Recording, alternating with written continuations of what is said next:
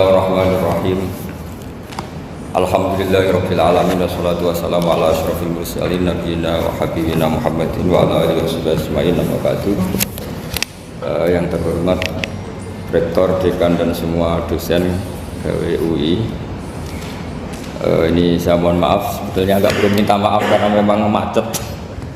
Tadi macet di jalan. Saya mau membaca bab tentang faslun fi nafil ibad bi kullil bilad. Bab seharusnya seseorang memberi manfaat kapanpun dia berada, dimanapun dia berada. Jadi kapanpun dan dimanapun dia berada. Qala Allah Ta'ala wa ja'alani mubarakan aynama kuntu. Ayna fi an ibadihi aynama kunna. Di sini diterangkan an-naf'u naf'ani, naf'un fil adyan wa naf'un fil abdan. Wal barokah kasratul khairi wa ziyadatu. Fa athnallahu ala Isa bi kaunihi ja'alahu nafi'an lil ibadi aina makana wa haitsu kana. Jadi yang perlu saya terangkan, di antara sifat dasar orang-orang baik adalah di mana saja, kapan saja itu memberi manfaat, termasuk tentu saat paling sulit.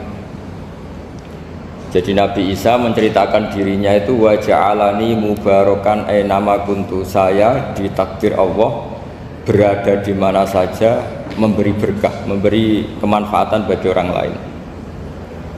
Ada beberapa cerita tentang Nabi Isa, jadi perlu diketahui ada 3 nabi yang seperiode. Satu Ibrahim dan Nabi Lut. Ibrahim itu sama Nabi Lut itu pernah paman.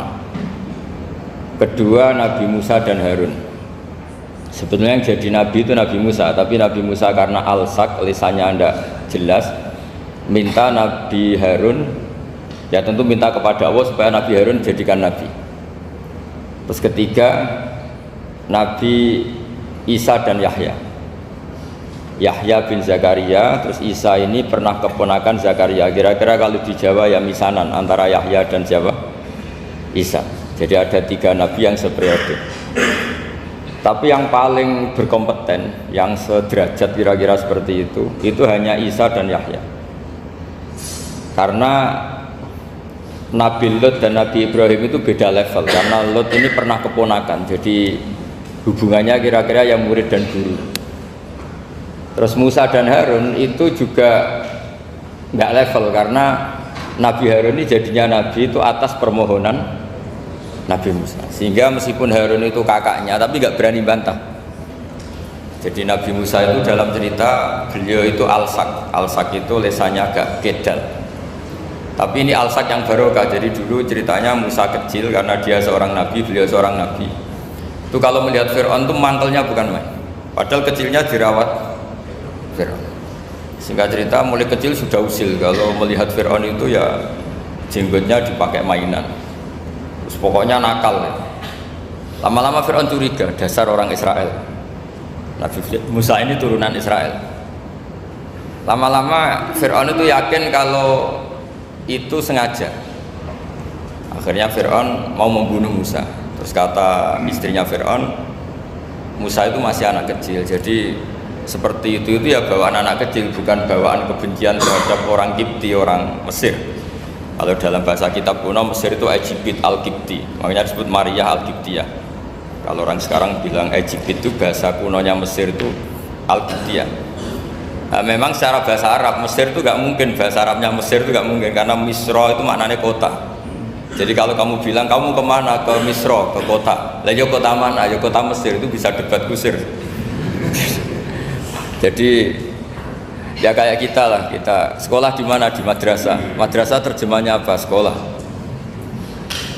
Nah, kemudian oleh istrinya Fir'aun ya gini saja, buktikan kalau Musa itu masih anak kecil. Masyhur itu dalam cerita, dikasih bara api sama apel. Sebenarnya Musa kecil ini sudah pinter mau milih apel. Sama malaikat Jibril diarahkan tangannya itu ngambil apa? Bara api terus dikunyah. Itu yang menyebabkan lisannya Musa itu alsak, agak pelak. Nah ketika jadi Rasul itu akan repot karena nanti harus pakai penerjemah. Jadi seorang rasul tapi lesannya tidak apa? Cakap. Akhirnya Nabi Musa realistis ngendikan ketika diutus, wa akhi Harun wa afsahu minni lisanan fa arsilhu ma'yarid ayyusaddiquni inni akhafu ayyukadzibun. Ya Allah, saudara saya Harun itu lesannya lebih fasih. Tolong jadikan dia rasul sebagai penguat saya. Akhirnya Allah mengabulkan doanya Nabi Musa, kemudian Harun dijadikan sebagai apa? Rasul. Sehingga meskipun satu angkatan, Harun dan Musa ini enggak level. Artinya enggak level itu ya Harun yang takut Musa. Terus ketiga ini Nabi Yahya dan Nabi Isa. Ini umurnya ya seangkatan, kecerdasannya, jadi nabinya sama-sama mulai kecil. Kita tahu Nabi Yahya termasuk yang diberi khitab Allah, ya Yahya khudil kitaba biquwwah wa atainahul hukma sobiyya. Yahya, berpeganglah kitab secara kuat dan dia saya kasih kenabian ketika kecil. Sama dengan Nabi Isa yang disebut wa yukallimun nasa fil mahdi wa kahla. Sehingga karena selevel, dua nabi ini menjadi figur besar dalam manhaj, dalam metode dakwah. Dua, karena masih misanan tadi, kalau Jawa kira-kira mirip misanan. Dua nabi ini kalau memilih satu kampung, itu kalau Nabi Yahya itu milih kalau singgah di satu kampung, Nabi Yahya mesti tanya, orang sini yang paling soleh siapa, yang paling baik siapa. Ya terus singgah atau nginap di rumahnya orang baik tadi. Tapi kalau Nabi Isa enggak, orang sini yang nakal siapa, yang paling beling siapa. Terus Nabi Isa singgah di situ. Akhirnya ada pertanyaan dari Nabi Yahya, lima tanzilu ala syirarin nas, kenapa kamu selalu singgah di orang-orang nakal? Syiror itu orang-orang nakal. Masyhur itu Nabi Isa menjawab, ana tabibun udawil mardo. Di mana-mana Nabi itu ibarat seorang dokter, kerjaannya tentu menyembuhkan orang-orang yang apa? Sakit.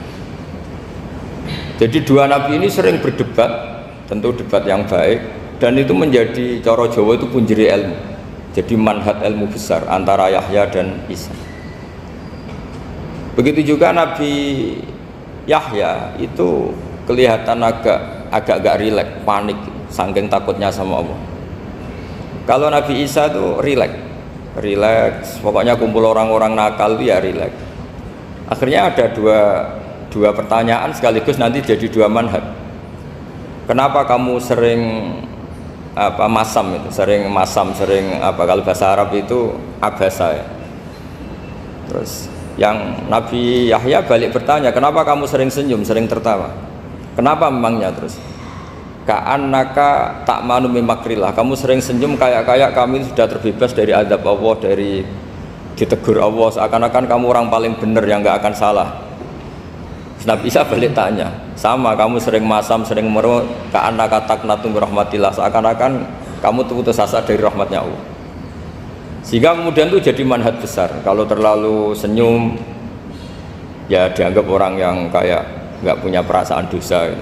Tapi kalau terlalu masam, terlalu merenggut, seakan-akan rahmat Allah itu terbatas. Sehingga seakan-akan Allah itu rahmatnya nggak cukup lah untuk mengelola manusia ini. Sehingga itu jadi metode besar yang masyhur itu dalam sebuah hadis Nabi ngendikan, ulama ummati ka anbiya Bani Israil. Ulama umatku itu kapasitasnya atau fungsinya atau manfaatnya setingkat nabi-nabi Bani Israil. Karena ketika umat ini nggak ditunggui para nabi setelah Rasulullah SAW, itu yang nunggui hanya ulama.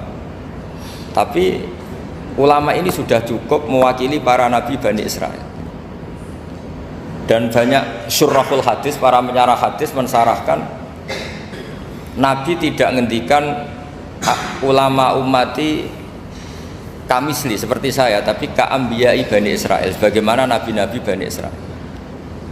Nabi Bani Israil itu macam-macam, termasuk ada yang tidak nikah, yaitu yang bernama Yahya dan Isa. Delala umatnya Nabi itu ada orang alim alamah yang ilmunya melegenda, yaitu namanya Imam Nawawi, itu tidak nikah sampai kabudut. Meskipun dalam ajaran syariatnya Nabi an-nikah sunnati, tapi selalu ada orang yang ditakdir tidak nikah karena masyhul, karena sibuk ngurus ilmu. Bukan karena tidak laku, yang jelas itu bukan karena tidak laku. Imam Nawawi itu ganteng, orangnya ya normal, tapi karena sibuk nulis, beliau sampai kabur itu tidak nikah. Imam Sibawayh itu suka sekali sama ilmu, menjadi istri utamanya ya ilmu itu. Dia ganteng, Sibawayh itu maknanya tuh apel, dia ganteng sekali, sampai banyak cewek yang seneng. Akhirnya dia nikah, tapi nggak pernah dikumpulin. Dia belajar terus. Ketika beliau ke pasar, dulu nggak ada supermarket, beli kertas, kitabnya dibakar semua sama istrinya. Dikira istrinya terus mencintai dia, malah diceraikan. Itu siapa? Imam Sibawayh. Terus ada umatnya Nabi yang paling unik di dunia, mungkin Pak dosen, saya kiai pun nggak bisa niru. Itu ada orang tuh ganteng sekali, istrinya cantik sekali. Itu tahu-tahu sudah 10 tahun tidak pernah hubungan suami istri. Karena ketika si suami itu tahu istrinya cantik, itu langsung sholat sujud syukur, sholat terus, saking senengnya punya istri cantik. Yang istrinya cantik juga solihah, tahu suaminya ganteng ya terus sholat terus syukur. Itu sampai berhari, sampai bertahun-tahun. Terus ketika ketemu cocokan, dek kita sudah nikah berapa, terus dilihat kayaknya sudah 10 tahun tapi tidak pernah hubungan. Oh itu nggak kebayang, itu ganteng sama cantik. Kalau jelek sama jelek itu mungkin yang satu bilang naudzubillah, satu itu kan nunggu rafa saja. Ini nggak ganteng sama cantik. Nah kenapa kualitas ulamanya Rasulullah itu bisa seperti Nabi Bani Israel? Karena agama ini, umat ini sudah ada ditunggui para nabi, sehingga mau tidak mau kualitas ulama, alhamdulillah barokahnya Nabi itu berkualitas kayak nabinya Bani Israel.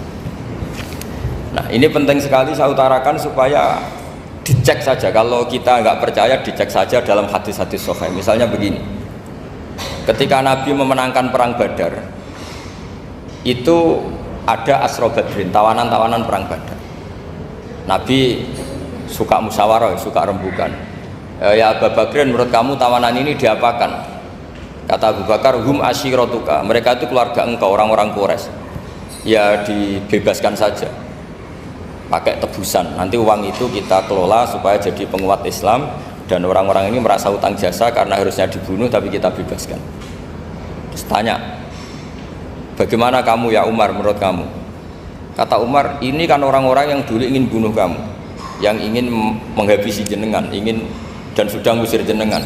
Ya setelah ketangkap ya dibunuh, kok repot. Apa kata Rasulullah? Rasulullah spontan ngendikan, innama salaka ya Abu Bakrin kama sali Ibrahim, kamu ibarat kayak Nabi Ibrahim.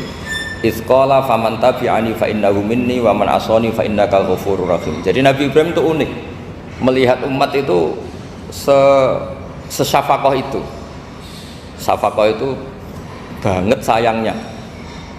Nabi Ibrahim cara berpikir, faman tabi'ani fa innahu minni, orang yang ikut saya ya Allah pasti golongan saya, tentu layak masuk surga. Wa man asani, orang yang mendurhakai saya, fa innaka ghafurur rahim, engkau maha pengampun. Bukan yang mendurhakai langsung masuk neraka, enggak, engkau maha pengampun. Wa masaluka ya Umar kama salin Nuh, isqala rabbi la tadzar ala ardi minal kafirina dajjara. Umar, kamu mirip Nabi Nuh, inginnya semua orang kafir dihabisin. Ya masyhur kan Nabi Nuh itu nggak ingin ada orang kafir sampai ada banjir tufan. Nah kalau sampean tanya bedanya apa dengan garis keras sekarang, bedanya ya beda sekali. Kalau Nabi Nuh benci sama orang kafir itu diserahkan yang punya, sehingga yang punya yaitu Allah yang menghukum dengan banjir bandang. Tapi kalau kita kan kadang kita bertindak sendiri, jadi potensi disalahkan. Yang jelas dalam hadis-hadis sahih, Nabi Nuh itu tidak bisa mensyafaati karena itu. Ketika diminta ini hadis sahih, bukan ada di Bukhari, ada di Muslim. Karena biasanya kalau di kota itu ditanya ini sahih enggak. Untungnya yang tanya kadang enggak paham, ini alhamdulillahnya jadi wah repot. Nabi Nuh itu diantara sebabnya enggak bisa mensyafaati adalah pernah corong Jawa maksudno kaume. Kalau dalam bahasa Arab itu da'a li Zaidin berarti mendoakan positif, kalau da'a la Zaidin mendoakan negatif. Kalau orang Jawa itu ada doa, ada pasot. Nabi Nuh adalah orang yang pernah maksudkan kaumnya. Nah, saya cerita sedikit tentang Nabi Nuh dan Nabi Ibrahim.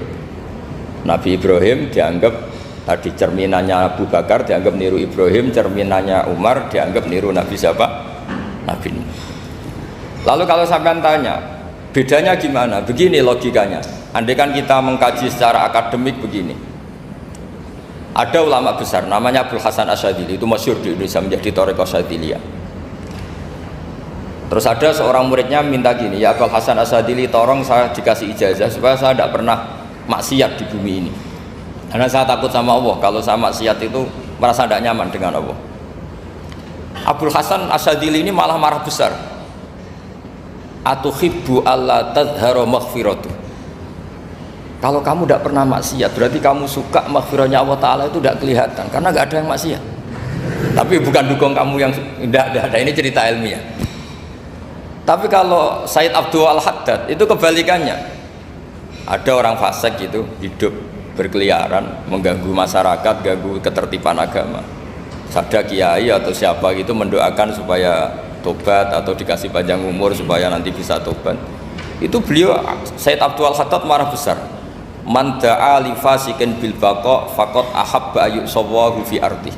Orang yang mendoakan orang fasik hidup berarti dia suka Allah dimaksiati di buminya. Jadi akhirnya jadi kutub besar, yang satu Sadziliyah, yang satu Haddadiyah. Kenapa ya? Karena tadi yang satu cerminan Nabi Isa, yang satu cerminan Nabi Yahya. Sebagaimana sabda Rasulullah tadi, ulama ummati ka anbiya'i bani Israil. Juga masyhur dalam aplikasi pengajaran juga gitu. Masyhur sekali dalam kitab-kitab diceritakan kalau Said Abdul Al-Haddad, kalau ada orang sowan itu, kamu ngaji sama siapa? Sama si A itu. Pernah nangis gak pas ngajar? Gak pernah. Udah gak terus, gak usah diterusin ngaji orang seperti itu. Hatinya atas ya, wong orang iso nangis ya. Tapi kalau Abdul Hasan Asyadzili kebalikan, kamu ngaji sama siapa? Sama si A itu. Pernah tertawa enggak kalau ngaji? Enggak pernah. Udah, enggak usah ngaji sama orang itu. Orang enggak bisa syukur katanya. jadi itu manhaj besar.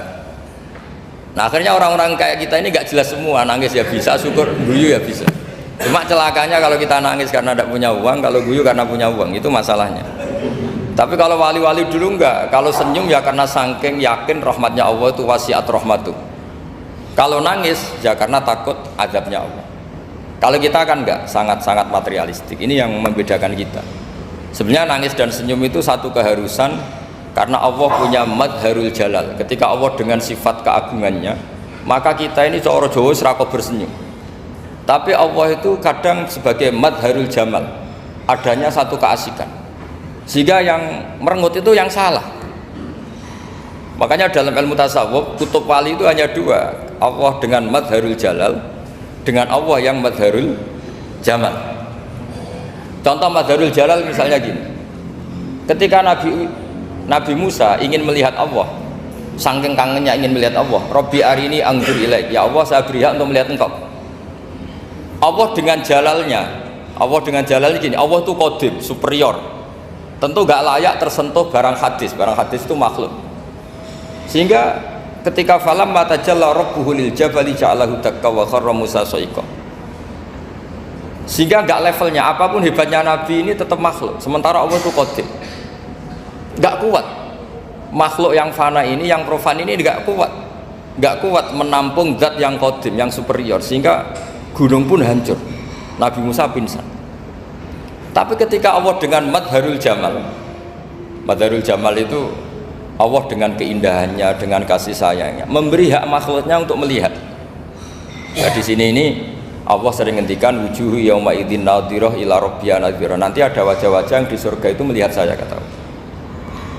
Tapi apakah betul melihat kayak saya melihat dosen, melihat Pak Rektor, melihat teman-teman? Itu tidak bisa. Karena Allah itu qadim, sehingga meskipun manusia ahlul jannah melihat Allah, tetap Allah ngendikan la tudrikuhul absar wa huwa yudrikul absar. Karena Allah dibalik jamalnya ya punya jalal, dibalik jalalnya juga punya jamal. Sehingga selalu di Quran itu diulang beberapa kali supaya proporsional. Nah, kenapa ahli sunnah tetap berkeyakinan Allah bisa dilihat? Logikanya begini, fa inna kulla maujudin yasihu ayyura. Allah itu zat sing nyata-nyata wujud dan punya eksistensi. Di mana-mana sesuatu yang wujud itu layak untuk bisa dilihat. Lalu pertanyaannya gini, kenapa kita tidak bisa melihat sekarang kok nunggu di akhirat? Karena mata kita sekarang itu profan, fana. Sementara kita setelah di surga, tubuh kita didesain abadi. Ya saya ulang lagi ya, setelah kita di surga, semua fisik kita ini didesain abadi. Tentu karena desainnya sudah abadi, layak melihat zat yang abadi. Tapi pertanyaannya, kenapa tidak bisa ikhatoh, tidak bisa melihat sampai faham, la tudrikul absar? Karena abadi kita itu diabadikan. Sebagaimana surga abadinya diabadikan, neraka ya diabadikan. Sementara Allah abadi dengan dirinya sendiri, yaitu Al-Qayyum, atau dalam bahasa ngajinya qiyamuhu binafsi. Nah, lalu pertanyaan, makanya Mu'tazilah itu menentang betul kalau orang di surga bisa melihat Allah. Cara berpikir Mu'tazilah, melihat itu artinya yang dilihat ada arahnya, sementara Allah terbebas dari arah. Tapi kata ahli sunnah, cara berpikir tidak seperti itu. Melihat itu pokoknya tahu. Nah, tahu karena mata itu karena kita ditakdir tahu itu karena mata. Sebetulnya yang menjadikan tahu itu tidak mata. Ya kalau tahu ya tahu saja, bukan harus pakai mata. Itu cara berpikir ahli sunnah wal jamaah. Jadi saya beri ya bocoran, kenapa madzhab ahli sunnah itu yang dipilih oleh banyak mayoritas di dunia, jumhur itu. Ahli sunnah itu dianggap pikirannya lebih orisinal. Misalnya ahli sunnah kalau ditanya, kenapa kamu melihat? Ya melihat saja. Kenapa kamu mendengar? Ya mendengar saja. Kesannya itu tidak rasional, kayak orang yang nggak pinter itu. Tapi sebetulnya itu yang benar. Jadi cara berpikir ahli sunnah itu, melihat itu menjadi tahu. Menjadi tahu itu bisa karena mendengar, bisa karena melihat, bisa karena dikasih tahu, bisa karena bersentuhan. Sebab itu di Quran itu ada ayat ala ya'lamu man khalaqa, bukankah zat yang menciptakan itu menjadi tahu. Sehingga kenapa Allah itu selalu tahu? Karena Allah yang menciptakan. Kalau kamu tahu karena mata, sekali itu jauh maka kamu tidak melihat. Atau kamu sekarang buta, kamu tidak melihat. Atau tertutupi barang itu maka kamu tidak melihat. Tapi kalau kamu tahu karena kamu menciptakan, maka akan melihat terus. Misalnya saya ini tukang batu, saya ingat betul ketika saya bangun Monas, itu pulpen saya tak tanam di dalam Monas. Saya ingat betul kalau pulpen saya warnanya putih, tak tanam di Monas 2 meter dari pondasi. Setelah saya pulang ke Jogja ditanya, di dalam Monas ada apa? Ada pulpen, posisinya 2 meter dari pondasi. Kenapa saya tahu? Karena saya yang menciptakan. Nah, karena menciptakan ini sehingga tahu saya akan terus menerus. Tapi kalau tahu karena mata, sekali barang itu tertutupi, nggak tahu. Misalnya saya tahu jenengan karena dekat, sekali jenengan kemana-mana saya sudah tidak tahu. Tapi kalau saya menaruh sesuatu di tubuh Anda, sehingga kamu kemana-mana tetap tahu bahwa barang itu ada di tubuh Anda. Nanti kalau ada yang protes, tapi bisa saja Gus barang itu dicuri orang kemudian Anda tidak tahu. Yang menjadi tidak tahu karena saya sudah tidak menciptakan suasana itu. Selagi saya yang menciptakan, maka akan tahu terus. Nah, tapi karena Allah ini menciptakan semua yang ada di bumi, maka Allah tahu terus. Sehingga Allah tahu cara bikin kuman. Terus tahu bahwa manusia itu punya kuman, kumannya punya organ, organnya juga punya kuman. Gak kebayang. Kamu bayangkan kayak, makanya Allah itu kalau cerita sederhana, innallaha la yastahi ayyadriba masalam ma ba'udatan fama fawqaha. Allah itu tidak malu bikin perumpamaan nyamuk, karena nyamuk itu lebih dahsyat timbang gajah. Para pematung itu disuruh bikin gajah masih mampu, bikinkan patung gajah mungkin masih sanggup. Tapi kalau tak suruh bikin patung nyamuk, nggak usah bikin hidup, patungnya saja sekecil itu. Padahal nyamuk kecil itu punya organ tubuh. Lalu bikinnya organ tubuh nyamuk itu kayak apa sih? Organnya punya kuman, kumannya punya organ, organnya juga punya kuman. Sehingga orang-orang alim itu baca nyamuk itu lebih jadi ayat Allah ketimbang melihat dinosaurus. Tapi sekarang orang itu nggak tertarik ceritanya. Jadi beda perasaannya orang alim sama orang awam. Kalau orang awam tuh melihat mukjizat kan yang dasar-dasar kayak dinosaurus, gajah, wow gitu. Kalau orang alim nggak, malah melihat nyamuk. Nah, kealiman seperti itu terjaga di umatnya Muhammad, di umatnya Rasulullah Muhammad SAW. Karena ketika umat ini nggak ditunggui para nabi, itu Allah menjamin Muhammad, ulama umatmu nanti punya kemampuan seperti nabi. Tentu tidak dalam keutamaan ya, keutamaan tentu nggak sekelas sama nabi. Kenapa itu terjadi? Karena tadi para nabi ini mewakili sekian karakter. Kalau kita sangat mencintai Indonesia, maka kita akan tegas siapapun yang ingin menghancurkan Indonesia. Itu kira-kira cerminan Nabi Nuh. Kalau kita sangat mencintai Allah, maka kita akan benci sebenci-bencinya sama orang yang mendurhakai Allah. Tapi masalahnya Allah yang kita cintai itu memaklumatkan diri kalau bersifat Ghafur, pengampun. Jika kalau kita terlalu kasar, ini kan yang kita cintai bersifat Ghafur kok kita kasar. Di sini Nabi Ibrahim, beliau sangat mangkel sekali sama yang durhaka sama Allah. Tapi mau mangkel gimana? Zat yang mengajarkan itu bersifat Ghafur. Maka kita mau tidak mau, makanya ada riwayat mengatakan takhallaku bi akhlaqillah, kamu bertata krama kayak akhlaknya Allah. Akhirnya ya sudah, kita mau apa coba? Kira-kira kalau kamu mencintai seseorang itu potensinya kan dua, protektif. Ada telepon itu dari siapa? Cewek atau cowok? Protektif. Itu bukti cinta apa bukti suudon kan tidak tahu. Tapi misalnya kamu cinta perempuan terus WA-an sama lelaki gak apa-apa, jalan sama lelaki gak apa-apa, sama masa lalunya pacarnya juga gak apa-apa. Itu cinta apa pembiaran? Kan sama-sama gak jelas. Nah kira-kira mencintai Allah itu kira-kira analoginya seperti itu. Kalau yang satu protektif, Allah harus zat satu-satunya yang disembah, gak boleh didurhakai, gak boleh dikhianati kok. Sehingga ini sangat keras sekali. Nah, ini Nabi Nuh. Di sini ada Nabi Ibrahim karena orang yang zat yang kita cintai bersifat Ghafur. Jika kalau kita terlalu tegas beda dengan sifatnya Allah yang bersifat Ghafur. Nah umatnya Nabi seperti itu mulai dulu. Ada yang moderat, ada yang keras, ada yang setengah keras, setengah moderat. Ada yang ngambil sikap, oh urip mangan turu, ngenteni mati. Nah, itu lebih baik itu timbang punya istihad tapi gak jelas, mendingan. Itu ada riwayatnya. Suatu saat ibadah akhir umatku terbaik adalah tidur. Maksudnya tidur itu gak ngambil sikap, masyhur itu. Saya beri riwayat yang ada di Bukhari Muslim. Satakunu fitanun al-qaid fiha khairun al-qaim wal qaim fiha khairun al-masi wal masi fiha khairun nasai. Nanti di akhir zaman itu banyak fitnah, kata Rasulullah. Yang duduk lebih baik ketimbang yang berdiri, yang berdiri lebih baik ketimbang yang jalan biasa lebih baik ketimbang yang jalan bergegas. Man tasyarrafa laha tastasrifu. Fitnah itu adalah siapa yang terlibat maka akan semakin parah. Sehingga semenjak itu ulama berpikir nanti di akhir zaman kalau ada fitnah itu sebaiknya orang ngambil sikap sepasif-pasifnya, secuek-cueknya. Jadi semua syurahul hadis sepakat makna hadis ini apa? Orang disuruh sikap secuek-cuek. Misalnya pilihan presiden, contoh kecil pilihan presiden. Mungkin para intelektual nggak merasa, tapi kalau ulama itu cara berpikir beda. Pilihan presiden, kamu fanatik milih A, yang satu fanatik milih B. Ya presiden atau bupati atau gubernur. Terus yang satu bilang gini, wah kalau nggak di presideni A, nggak di bupati A, nggak di gubernuri A, negara ini rusak. Mungkin betul dari segi jejak rekamnya A ini bagus. Tapi pertanyaannya secara tauhid, bagaimana Anda menggantungkan kesejahteraan sama makhluk?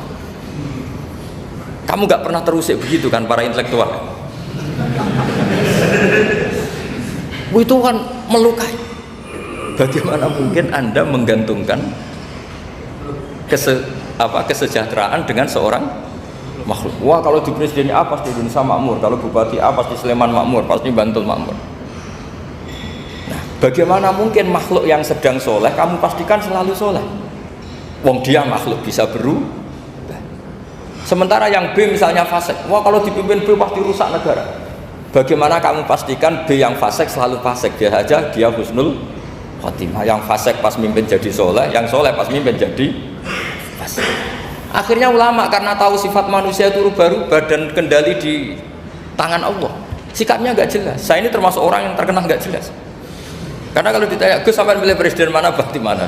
Sanut pangeran sing dadi aku loyal. Wah, anut pangeran yo kacau. Wah, luwe kacau menan anut pangeran kata saya.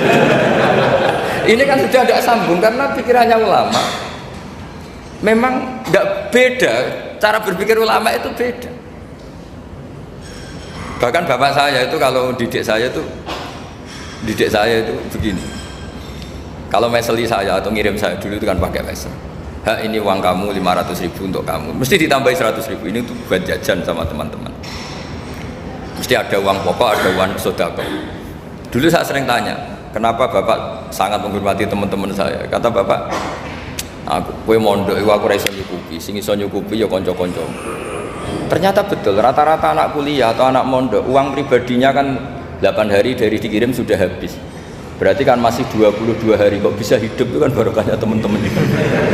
Malah yang agak beling itu 1 hari sudah habis, berarti ada 29 yang bergantung sana sini. Sehingga Nabi dulu cara ngendikan tuh unik. Kata Nabi, da'un nasa yarzuqu wahu ba'duhum ba'duh. Manusa barno wae engko saling memberi rezeki. Ketika ada collab, Medina itu pernah collab, terus sekarang pernah defisit itu. Beberapa pakar ekonomi datang ke Rasulullah, ya Rasulullah, sa'ir, tolong dikasih harga standar. Tapi apa jawabannya Nabi?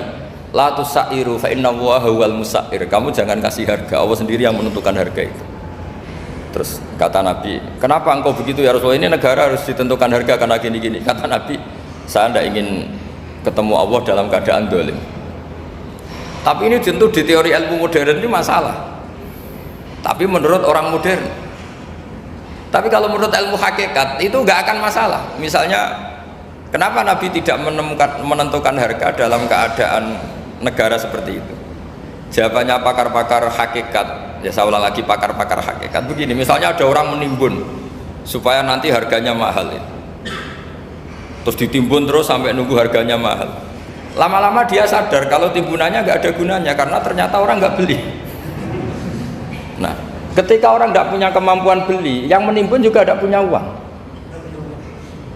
Nah, tapi kalau sampean tanya, tapi Gus nak tuku barang pokok kan kita mati karena kehabisan stok. Itu masalah tauhid Anda. Bagaimana mungkin kamu membayangkan seorang makhluk tidak bisa hidup atau nggak dapat rezeki? Nabi itu orang yang sampai ke derajat hakikat, dari tidak pernah bayangkan gitu. Salah sampean jadi orang yang tauhidnya masalah. Sehingga terus bayangkan, wah kalau negara ini chaos, wah kita makan apa? Kalau negara gak stabil, wah kita gimana? Itu tidak bisa seperti itu. Dulu ketika kita dijajah Belanda, itu kiai-kiai kita, Mbah Hasyim Asy'ari, Mbah Ahmad Dahlan, mondoknya di Mekah. Sampai alim alama, dua beliau, Mbah Hasyim sama Mbah Ahmad Dahlan itu ngajinya sama-sama Syekh Khotib Minangkabau.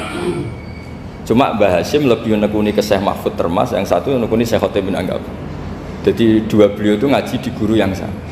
Mbah saya, buyut saya itu ya sudah mondok Mekah. Itu zaman dijajah Belanda. Sekarang kita agak dijajah, nggak mondok di sana. Buyut saya itu zaman itu sudah haji. Buyut kelima saya itu dulu kalau ingin cari tempat yang teduh itu masuk ke gua. Itu masuk gua itu hanya kepalanya saja, kakinya masih di luar. Karena gua di Arab tidak seperti gua di sini. Kalau gua di sini kan orang bisa masuk semua. Kalau gua Arab kan hanya celah-celah batu-batu besar.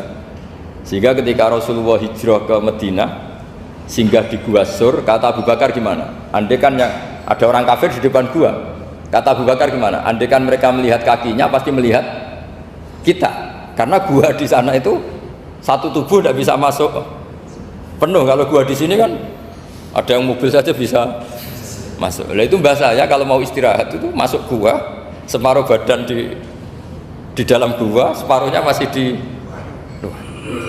Nah sekarang terus kita bilang, wah kalau kita negara tidak stabil kita haji kemana? Dulu zaman dijajah Belanda kita bisa haji. Soal kebahagiaan, nenek moyang pulau jenengan tuh anaknya banyak, dijajah Belanda, jajah Jepang ya nyatanya anaknya banyak-banyak. Itu kira-kira bahagia apa enggak? Nah artinya gini ya, tentu kita tidak ingin dijajah itu tentu ya, tapi kita ini selalu latah. Wah kalau ekonomi jatuh kita makan apa? Kalau kita dijajah kita tidak perlu seperti itu. Rahmatnya Allah Ta'ala itu akan adrokatna. Rahmatnya Allah Ta'ala akan menemukan kita. Apapun kondisi kita, apapun keadaan kita. Ini cara berpikir tauhid. Sehingga Nabi itu tidak pernah bayangkan umatku nak rata tunggoni piye, ditunggoni Allah. Sehingga masyhur dalam hadis-hadis sahih, la tazalu ta'ifatun min ummati dzahirina 'alal haq la yadurruhum man khadalahum wala man khalafahum wala man nawa'ahum. Selalu di umatku ada kelompok-kelompok yang selalu membela kebenaran dan tidak akan terkalahkan oleh kesesatan di akhir zaman. Kenapa? Cara berpikir orang tauhid itu sederhana begini. Allah menamakan dirinya Al-Hadi, penunjuk jalan. Dan sifat Allah pasti nafidah karena Allah tidak terkalahkan. Sama seperti Allah menyifati dirinya Ar-Razzaq, Ar-Razik yang memberi rezeki. Maka orang segoblok apapun, selumpuh apapun, selemah apapun tetap dapat rezeki. Sama, Allah mensifati dirinya Al-Hadi, memberi petunjuk. Maka zaman serusak apapun orang tetap dapat petunjuk. Sehingga kita tidak perlu khawatir, wah nanti zaman kalau sudah rusak nasib Islam gimana? Ya coba sekarang nasib Islam gimana? Ya baik-baik saja. Dulu ditunggoni wali songo ya banyak orang Islam, sekarang nggak usah wali songo, ditunggui dosen-dosen yang ngajar aja nunggu digaji. Kiai pidato ya ada yang beri salam template. Itu kalau nuruti definisi ikhlas itu tidak ada yang masuk. Tapi meskipun demikian agama juga jalan. Kenapa agama ini jalan? Karena Allah Al-Hadi, penunjuk jalan. Ketika Allah mensifati dirinya penunjuk jalan dan sifatnya Allah pasti nafidah, pasti terjadi. Karena Allah tidak pernah gagal. Sehingga agama ini akan ada terus sampai akhir zaman. Coba Amerika kayak apa, Islamfobia. Di Amerika tambah lama tambah banyak Islam, Eropa juga gitu, Australia juga gitu. Andai kan nuruti teori sosial, sudah dunia sudah materialistik kayak gini, orang dohirnya itu akan meninggalkan agama. Nyatanya enggak juga. Saya pernah di Korea seminggu, itu di negara ateis. Itu TKI ke sana tuh nyari uang. Ternyata ya kepikiran bikin masjid, bikin komunitas Islam. Coba siapa yang menggerakkan hati itu? Hanya Allah Subhanahu wa Ta'ala. Ya, jadi cara berpikir tauhid saya ulang lagi, saya mohon sekali di pengajian ini saya cerita wajah alani mubarakan aina ma kuntu. Jadi cara berpikir sekian nabi, terus kita punya karakter tertentu, kita milih nabi ini itu sah. Karena ulama ummati ka ambiyai bani Israel. Ulama umatku itu ibarat kayak nabi bani Israel. Jadi ada yang milih tadi seperti Nabi Isa fokusnya ngurusi orang-orang nakal. Itu juga bagus karena di mana-mana nabi itu seperti dokter. Tapi Nabi Yahya hanya berkawan sama orang-orang soleh. Kita tahu berkawan orang fasik itu resiko ketularan. Iman pas-pasan wae kancane nang fasik kan taqabbalallahu minna minkum gitu. Wong kamu sendiri tidak sehat-sehat amat berteman orang penyakitan kan bahaya. Tapi kalau kamu sebagai dokter kok hanya berteman orang sehat, lalu kamu apa? Penelitiannya gimana? Masa saya dokter spesialis, pernah penelitian, semua orang sehat saya pernah saya teliti. Itu dokter aneh apa enggak? Saya dokter spesialis TBC, spesialis paru-paru. Yang kamu teliti siapa? Semua orang sehat. Pernah meneliti yang sakit? Tidak pernah. Kan ya jadi dokter aneh. Tapi misalnya terus kamu sendiri terus berteman orang penyakitan terus, kan ya rawan tertular. Nah, ini ada dua figur yaitu Nabi Yahya dan Nabi siapa? Ya saya kira demikian. Baik, jazakallahu. Di sini kita bukakan pertanyaan mungkin dari Bapak Ibu yang dua aja ya. Nanti waktunya. Ada dua pertanyaan mungkin dari Bapak Ibu yang ingin bertanya.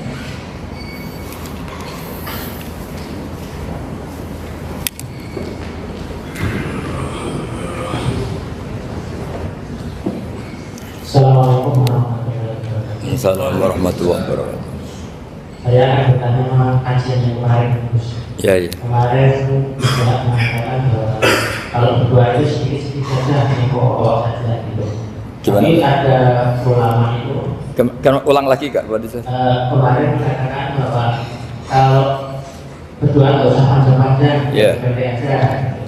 Tapi banyak ulama mengatakan bahwa kalau doa itu banyak karena doa itu ibadah. Rukuni dan berlaku. Terus banyak ulama itu yang mengatakan doa rukun ibadah, doa itu intinya dari ibadah. Itu gimana? Oh ya. Terima kasih. Assalamualaikum warahmatullahi wabarakatuh. Dan ini gak apa-apa di sini aja. Jadi jelas ya ada ayatnya ud'u rabbakum tadarru'aw wa khufyah. Terusannya apa? Innahu la yuhibbul mu'tadin. Kalau kamu berdoa itu yang tadarru' itu ya yang sangat sopan, wa khufyah secara diam-diam atau secara enggak berlebihan. Terusannya ayat innahu la yuhibbul mu'tadin. Allah itu tidak suka orang yang melewati batas. Itu termasuk melewati batas dalam doa karena ada unsur mendikte Allah. Saya memberi contoh tadi. Misalnya kita sebagai cowok berdoa, ya Allah saya ingin punya istri cantik, sholihah, nasabnya baik, nggak pernah cerewet, nggak pernah apa. Itu kan nanti nyarinya juga susah. Nanti kalau Allah menjabatkan itu adanya di surga, ning donya ora payu rabi kira-kira. Nah, itu sudah berlebihan.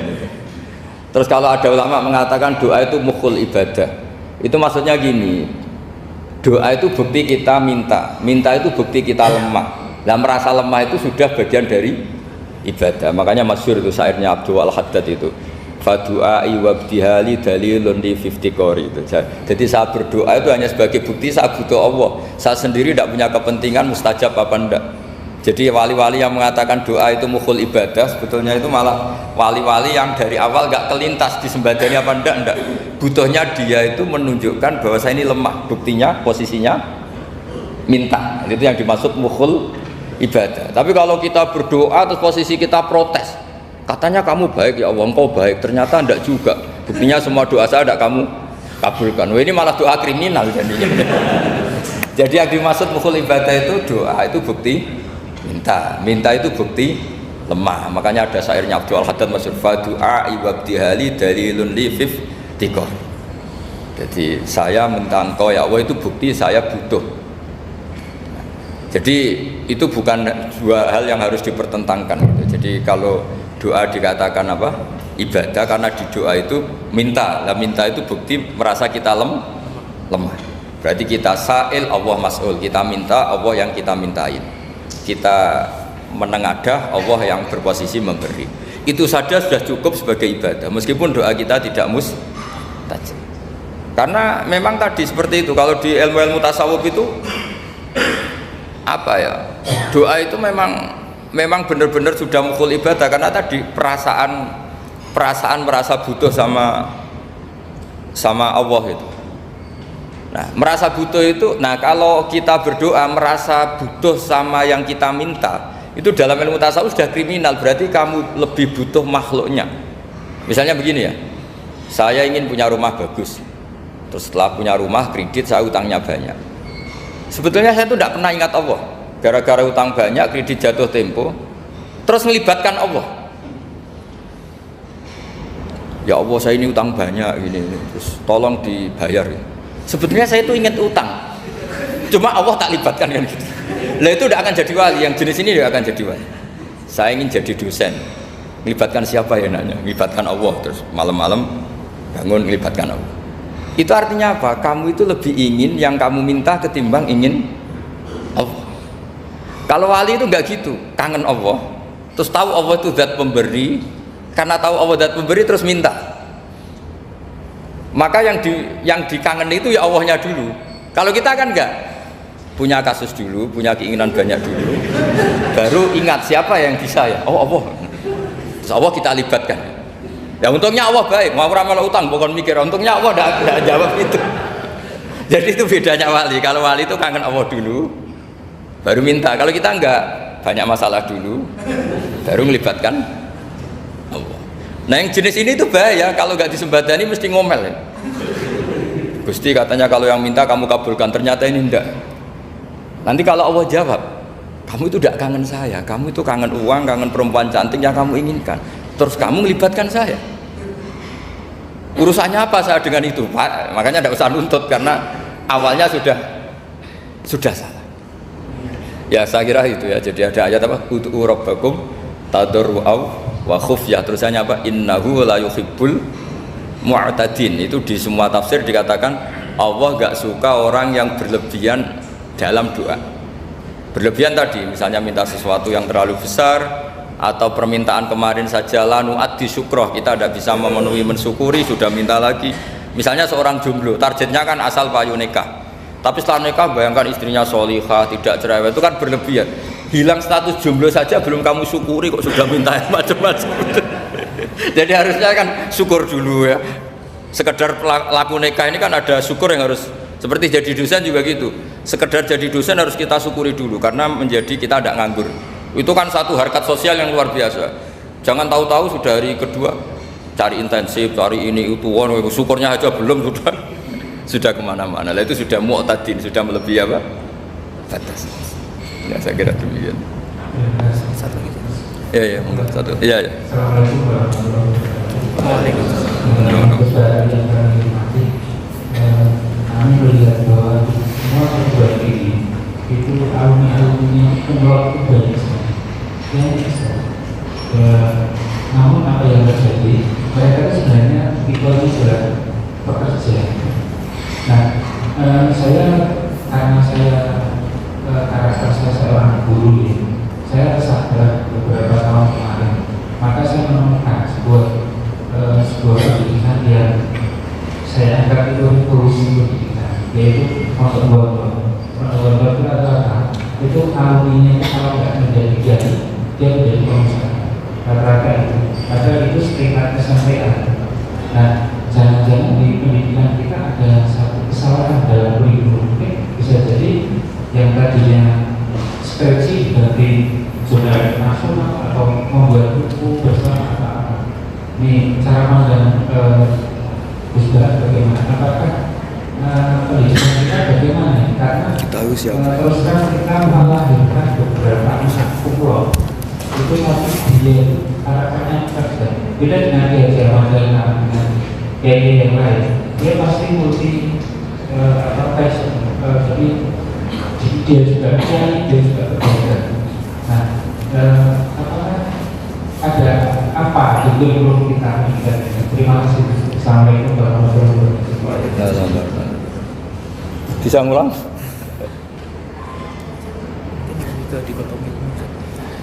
Jadi begini ya masalah pendidikan ya. Kalau saya jawab pakai ilmu hakikat saja karena ini keahlian saya.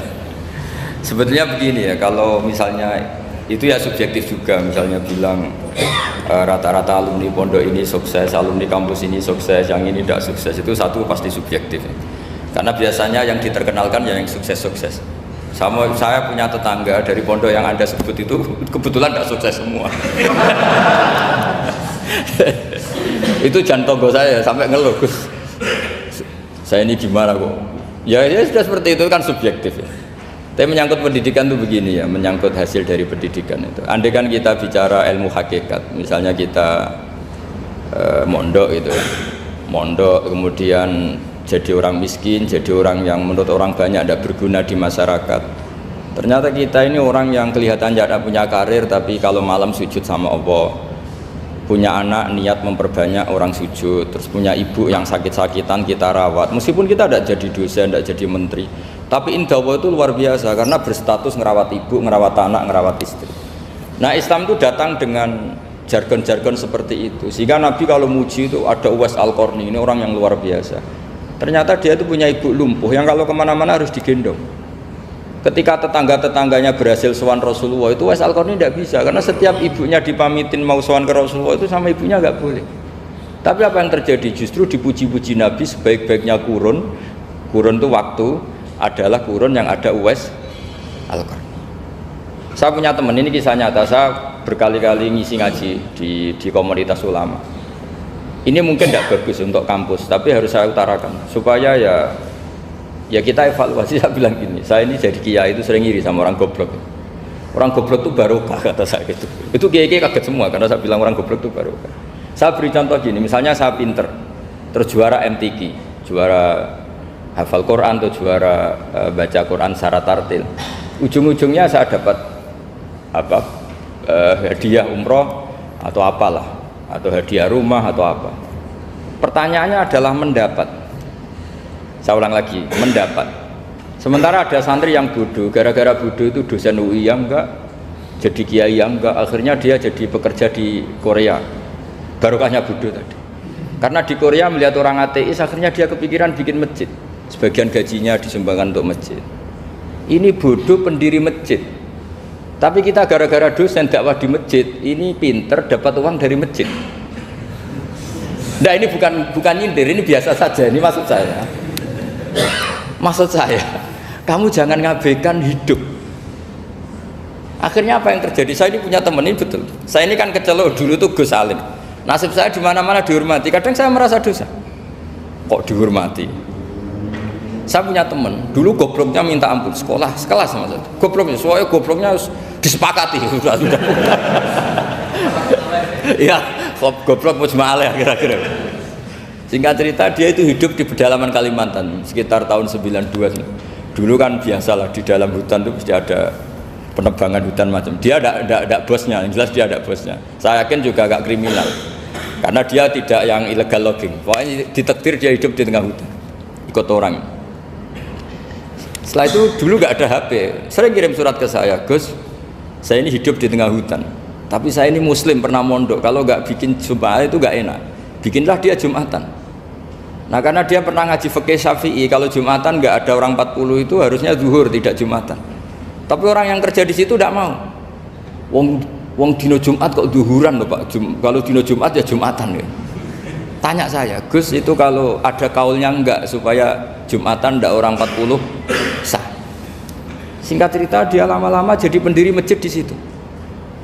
Dia punya sedikit gaji ya dipakai masjid, punya sedikit tanah diwakafkan untuk masjid. Artinya apa? Indawa ini banyak orang bodoh, ternyata di komunitasnya dia muassis, pendiri, pemberi. Sementara kita yang keceluk pinter, dapat umroh, dapat bonus. Kira-kira nanti kita ketemu Allah, kamu pernah nyumbang Islam apa? Yang bodoh jawab, oh nanti Gusti bikin masjid di pedalaman. Kita yang pinter, kayaknya kalau memberi enggak lah Gusti, reputasinya mendapat. Nah artinya gini, kita jangan mengukur, makanya Rasulullah itu punya sisi unik. Ini mungkin pelajaran bagi kita semua. Orang-orang Ansor kita tahu semua berposisi memberi Rasulullah, semuanya orang Ansor ngasih rumah, ngasih tanah, bahkan bukan sekedar ngasih Rasulullah, ngasih sahabat-sahabat yang dibawa Rasulullah, yaitu orang Muhajirin. Ketika Nabi mengalami sekian kemenangan, futuhat, Nabi bagi-bagi harta itu orang Ansor gak dikasih, sama sekali gak dikasih, sehingga terprovokasi sebagian, ya tentu sebagian yang muda-muda, masyhur itu yang terprovokasi yang muda-muda. Ini pelajaran bagi kita. Wah, ini Rasulullah Muhammad mulai tidak fair, yang dikasih orang-orang kafir Quraisy yang barusan masuk Islam. Paling Nabi karena jenenge tonggo, sawak dewi kan kenalan anyar gitu. Jadi dimenangkan sing tonggo, yaitu orang-orang kafir Quraisy yang sekarang baru masuk Islam. Singkat cerita akhirnya Nabi dengar gosip itu, dengar bahwa Nabi dikomentari mulai tidak adil karena memprioritaskan orang-orang Quraisy yang notabene adalah keluarga Nabi, tetangga Nabi, kampung halaman Nabi. Akhirnya Nabi bilang, coba semua orang Ansar kumpulkan di satu kubah, satu khimah besar itu di Jirona pas itu. Dikumpulkan, terus orang Ansar ditanya, dengar-dengar makolatun balagona angkum, ada satu makalah dari kamu, apa betul itu kamu yang mengatakan?